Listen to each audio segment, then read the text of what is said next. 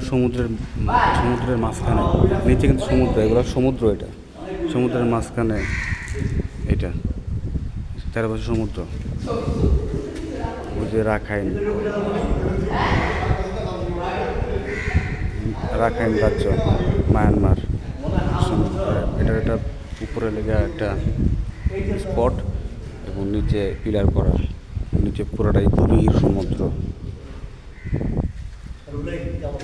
ভাই ব্রাদার সবাই, হাসান ভাই, রুবেল ভাই, ইমন, হীরা মামা।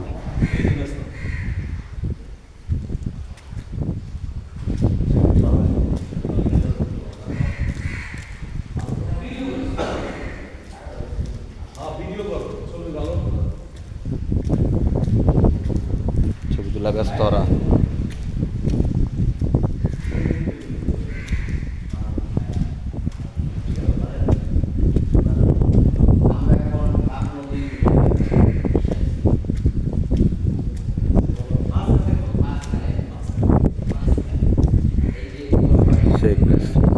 আমি একটু ভুল করছি, এটা আসলে সমুদ্রর একটা নদী, নাফ নদী এটা।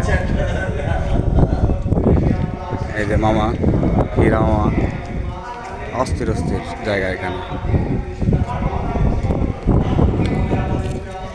আর একটু অ্যাড করি সামনে যায়। হ্যাঁ, প্রচুর মানে হিউজ পানে।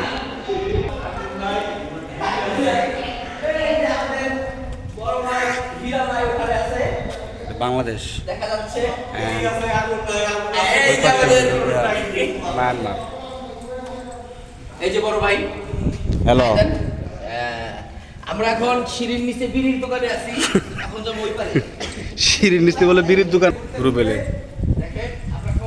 হ্যাভি চালু একটা পোলা আমার করে পুরো ঢাকার থেকে উড়ায় নিয়ে এসে এই কক্সবাজার আইসে রেস্ট করে না, তারপর আবার টেকনাফ নিয়ে এসে উড়ায় নিয়ে হয়, মোট কথা জানা যায়, উড়ায় লওয়া যায়।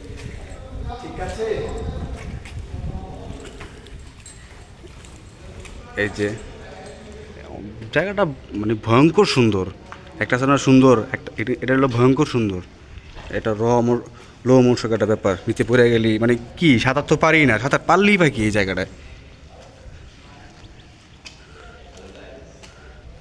আর ওই যে রাখাইন রাজ্য, সেই অবস্থা। ওইটার ওইখান থেকে কদিন আগেও গোলাগুলি আসতো, এবার সে বুলেট নাকি আসতো, গুলি আসতো ওই রাখাইন রাজ্য থেকে বাংলাদেশের এখানে। পুরো মেঘ রয়েছে, পাহাড়ের উপরে মেঘ জমে রয়েছে। মায়ানমার কি ভয়ঙ্কর, এতদিন শুধু ইউটিউব, টিভি চ্যানেল, নিউজে দেখছি, এখন নিজের চোখে দেখলাম, না দেখলে আসলে বিশ্বাস করার মতো না। আপনারা যেখানে আসবেন একটু ঘুরে টুরে যায় এই এলাকাটা এসে।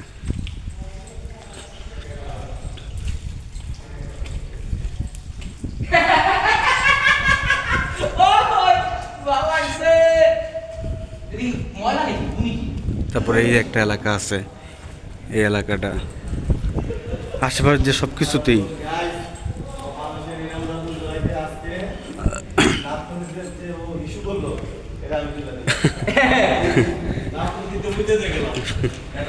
তারপরে ওই যে হাসান ভাই এখানে, ও এই ট্রিপটা আমাদেরকে নিয়ে এসেছে হাসান ভাই। হাসান ভাইয়ের অসংখ্য ধন্যবাদ। হাসান ভাই আমাদেরকে ট্রিপটা নিয়ে এসে, ধন্যবাদ হাসান ভাইরে।